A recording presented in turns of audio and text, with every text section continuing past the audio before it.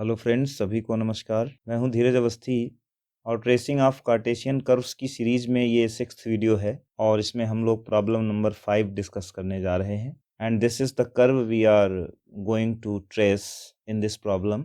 X cube plus y cube is equal to 3xy। देखिए, इस series में इस वीडियो के पहले जो 5 वीडियोज़ आ चुके हैं उनमें से पहला वीडियो जो था वो वर्किंग रूल पर बेस्ड था, यानी उसमें सारी कॉन्सेप्ट समझाई गई थी। ट्रेसिंग की प्रोसेस में जितने स्टेप्स होते हैं और उनसे रिलेटेड जो भी कॉन्सेप्ट्स होते हैं वो उसमें मैंने डिस्कस किए थे। So it is very important to know that working rule of how to do the tracing of Cartesian curves. और उसके बाद सारे वीडियोस में हर वीडियो में एक एक प्रॉब्लम को पूरे डिटेल में सारे कॉन्सेप्ट डिस्कशन के साथ सॉल्व कराया गया है। पूरी प्लेलिस्ट का लिंक जो है वो डिस्क्रिप्शन में दे रखा है। You can also check out the link in the iCard shown above. So you know the first step in the process of tracing is to check the symmetry of the curve. तो इस curve में आप देख सकते हैं कि कोई भी इवन पावर्स नहीं है, ना तो x की इवन पावर है ना तो y की इवन पावर है, इसलिए इस कर्व में ना ही x एक्सिस की सिमेट्री है और ना ही y एक्सिस की सिमेट्री है। फिर हम चेक करते हैं कि इसमें अपोजिट क्वाड्रेंट्स की सिमेट्री है क्या।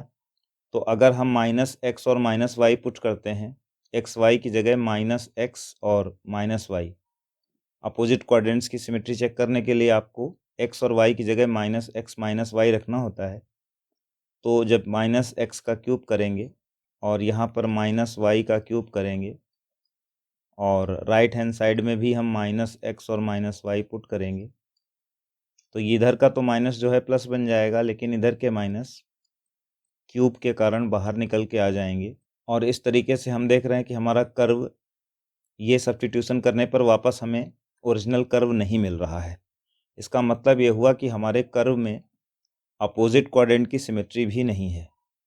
फिर आते हैं हम लोग x और y को आपस में इंटरचेंज करने वाली सिमेट्री को चेक करते हैं। अगर हम x और y को आपस में म्यूचुअली इंटरचेंज कर देते हैं तो ऐसा करने से हम देख रहे हैं कि हमारा ओरिजिनल कर्व ही हमको वापस मिल रहा है। Y cube plus x cube is equal to 3AYX interchange करने पर ये मिला, जो कि गिवन कर्व ही है एक्चुअली। इसका मतलब ये सक्सेसफुल हो गई। और x और y को आपस में इंटरचेंज करने से अगर वही कर्व वापस आ जाए तो कौन सी सिमेट्री होती है, इसे हम लोग कहेंगे symmetric about the line y is equal to x। यानी कि हमारा कर्व जो है वो y is equal to x line के अबाउट सिमेट्रिक है। आप जानते हैं y is equal to x ये लाइन होती है जो कि बाइसेक्टर होती है दोनों एक्सिस के बीच में। 45 डिग्री इसका एंगल होता है, the angle bisector between the axis. और कर्व हमारा इस लाइन के अबाउट सिमेट्रिक होने जा रहा है। So we have got the first finding in this process that our curve is symmetric about the line y is equal to x। अब बात करते हैं दूसरे पॉइंट की, जिसमें हम लोग ओरिजिन पर हमारे कर्व का नेचर चेक करते हैं। कर्व हमारा ओरिजिन से पास करता है या नहीं, इस बात को चेक किया जाएगा। So putting origin in our curve we can see that origin is satisfying. Origin satisfies the curve, therefore our curve passes through origin. और रूल में आपको पता होगा कि जब कर्व ओरिजिन से पास कर जाए तो अगली चीज़ जो निकाली जाती है वो होती है टेंजेंट एट ओरिजिन। और टेंजेंट एट ओरिजिन निकालने का तरीका क्या होता है कि हम अपने कर्व में जो लोएस्ट डिग्री टर्म्स होते हैं उनको 0 के बराबर कर देते हैं। तो देखिए, इन दो टर्म्स की डिग्री तो 3 है, जबकि इस टर्म की डिग्री 2 है x और y में मिला करके। तो यही लोएस्ट डिग्री टर्म हुआ और इसको हम 0 के इक्वल कर देंगे। 3AXY is equal to 0। यहाँ से हमें मिला XY इज इक्वल टू 0, जिससे दो फैक्टर अलग अलग मिलेंगे। एक मिलेगा x इज इक्वल टू 0 और एक मिलेगा y इज इक्वल टू 0। ये आप जानते हैं कि y एक्सिस का इक्वेशन है और ये आप जानते हैं कि x एक्सिस का इक्वेशन है। यानी यहाँ से एक बहुत महत्वपूर्ण जानकारी हमें प्राप्त हुई कि जो दोनों ही एक्सिस हैं x और y एक्सिस, वो ओरिजिन पर हमारे कर्व की टेंजेंट बनने वाली हैं। थोड़ा सा विजुअलाइज करते हैं सीन को कि कुछ ऐसा होगा, जैसे कि पहले हमने चेक कर लिया है कि y is equal to x line के अबाउट कर्व हमारा सिमेट्रिक होने वाला है। अब एक नई जानकारी ये आ गई कि x और y एक्सिस दोनों ही टेंजेंट हैं। आप जानते हैं कि जब एक पॉइंट पर दो डिस्टिंक्ट टेंजेंट्स मिलती हैं तो वहाँ पर नोड की अवेलेबिलिटी होती है वहाँ पर कर्व में जो है नोड मिलता है। नोड क्या होता है कि जैसे कर्व की दो ब्रांचेज किसी पॉइंट पे आके मिलें और उन दोनों ब्रांचेस की अलग अलग टेंजेंट्स हों, डिस्टिंक्ट टेंजेंट्स हों, तो इस पॉइंट को नोड पॉइंट कहा जाता है। नोड एंड कस्प इनके बारे में वर्किंग रूल वाले वीडियो में पढ़ाया गया है। You can go to the link given in the description and check out what is there in that video for all this kind of concepts. तो ये भी टेंजेंट है और ये भी टेंजेंट है, दोनों टेंजेंट हैं। तो थोड़ा सिचुएशन को विजुलाइज करते हैं कि इधर से भी टेंजेंट के जैसे जाना है और इधर भी टेंजेंट के जैसे जाना है। इस तरीके से हमें एक नोड मिलेगा यहाँ पर। अभी हम रफ ड्राइंग कर रहे हैं, अभी हमें बहुत सारी चीज़ें इसके बारे में और पता लगानी है। तो थर्ड पॉइंट में हमें इन टेंजेंट्स के बारे में पता चला, एक्स और वाई एक्सिस हमारे कर्व की टेंजेंट्स हैं, जिससे पता चला कि यहाँ कुछ नोड जैसी स्थिति होगी। तो फोर्थ पॉइंट है हमारा इंटरसेक्शन विद एक्सिस। तो जब हम x इज इक्वल टू 0 रखते हैं तो हमें सिर्फ y इज इक्वल टू 0 मिल रहा है, और जब हम y इज इक्वल टू 0 रख रहे हैं तो हमें सिर्फ x इज इक्वल टू 0 मिल रहा है। इसका मतलब ये हुआ कि 0,0 that is origin is the only point where our curve intersects the coordinates axis.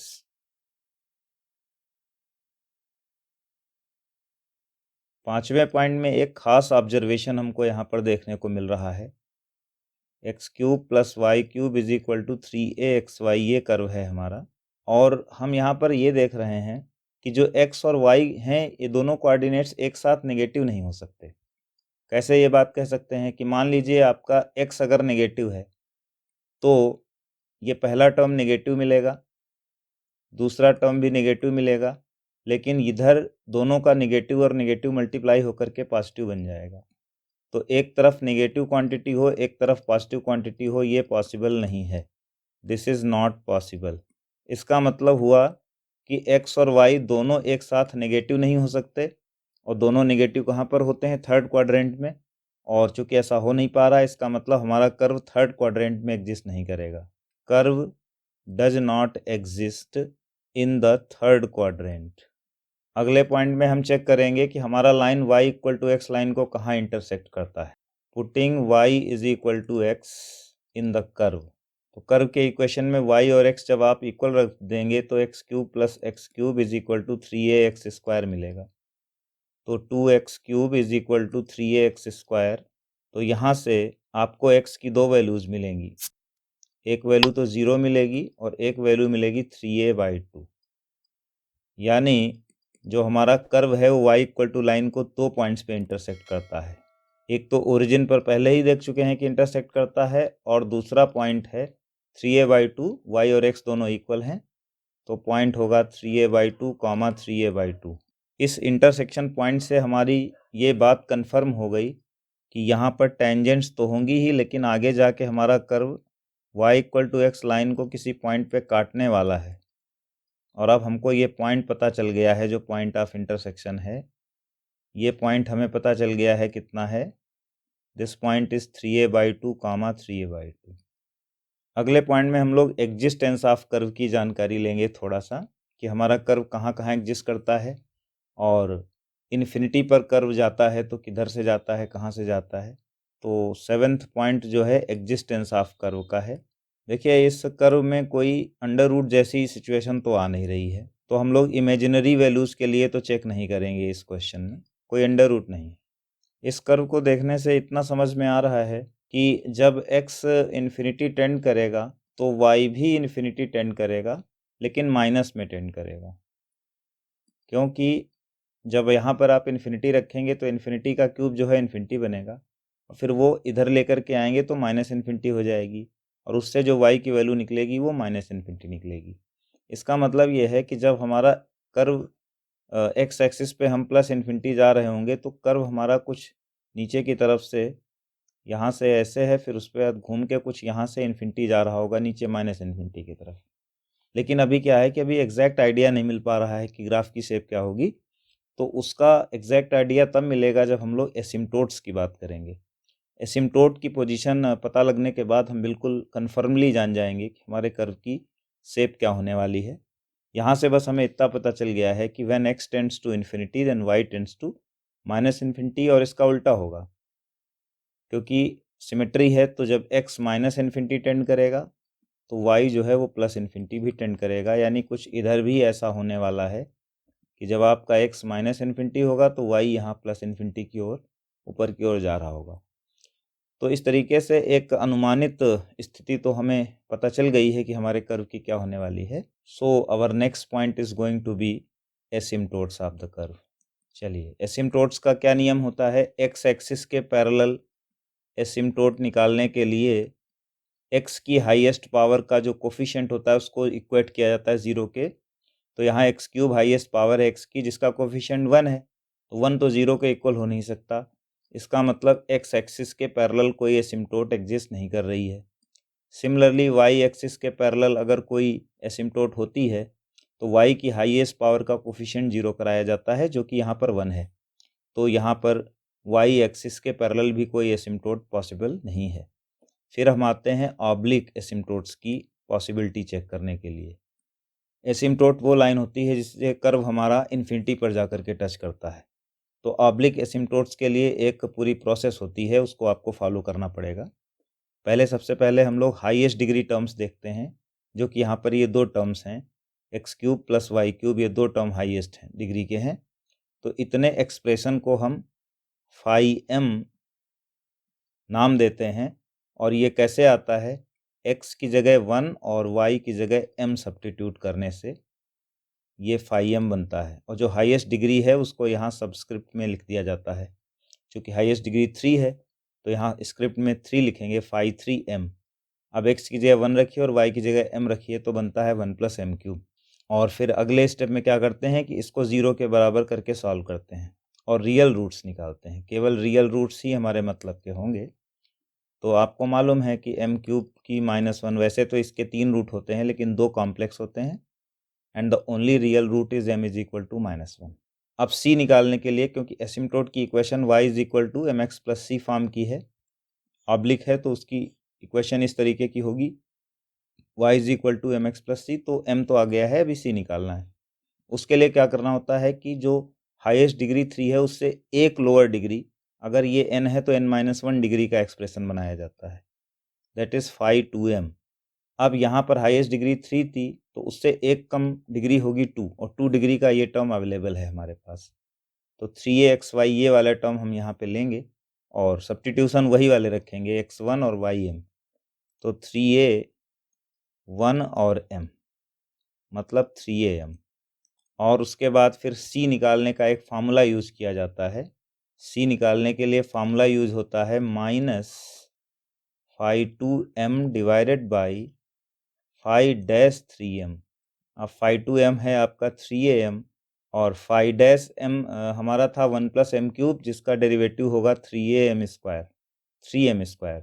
तो यहाँ से ये बच रहा है -a/m, और इसमें m की वही वैल्यू रख देते हैं जो पिछले स्टेप में हमने निकाली है, और वो वैल्यू है m की -1।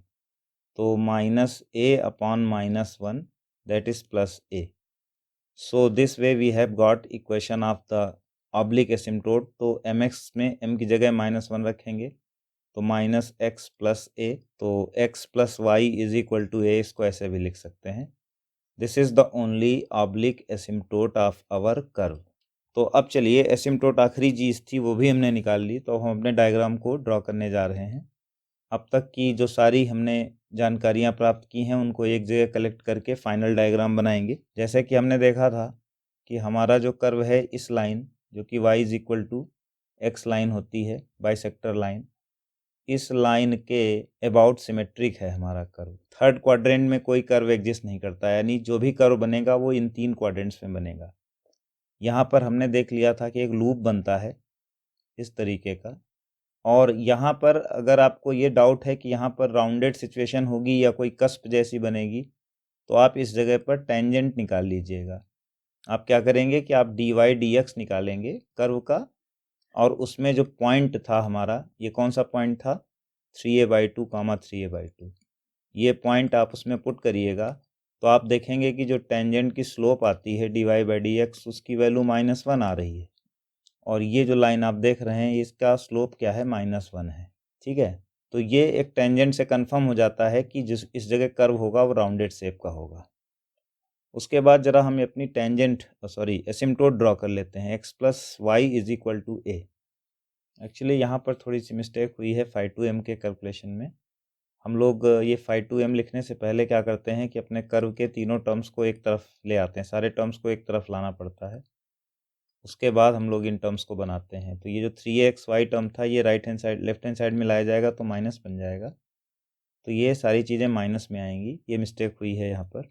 तो ये -3m, दो माइनस के कारण ये प्लस बन जाएगा, ये प्लस बन जाएगा तो आपका a जो है ये माइनस का आएगा, और ये जो a माइनस का हो जाएगा तो फाइनली एसिम्प्टोट के इक्वेशन में थोड़ा सा चेंज होगा और एसिम्प्टोट का इक्वेशन यहाँ पर -a के साथ आएगा।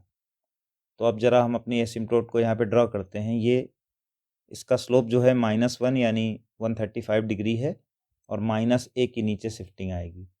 तो जो एसिम्प्टोट आने वाला है वो कुछ इस तरीके से आएगा। ये एसिम्प्टोट है हमारा। अब हमारे कर्व को इस एसिम्प्टोट को इन्फिनिटी पे जाके टच करना है। तो देखिए अप्रॉक्सीमेटेड जो शेप बनेगी कर्व की वो ये ऐसी बनेगी, इधर से आके इधर जाएगा और इधर से जाके इन्फिनिटी पर जाके इसको टच करेगा।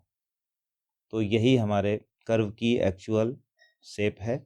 आप यहाँ इस एसिम्प्टोट की इक्वेशन भी साथ में लिख सकते हैं। इसकी इक्वेशन है x plus y plus a is equal to 0, और सारी चीज़ें डायग्राम में बनाते हुए आपको इसकी ट्रेसिंग कंप्लीट करनी होती है।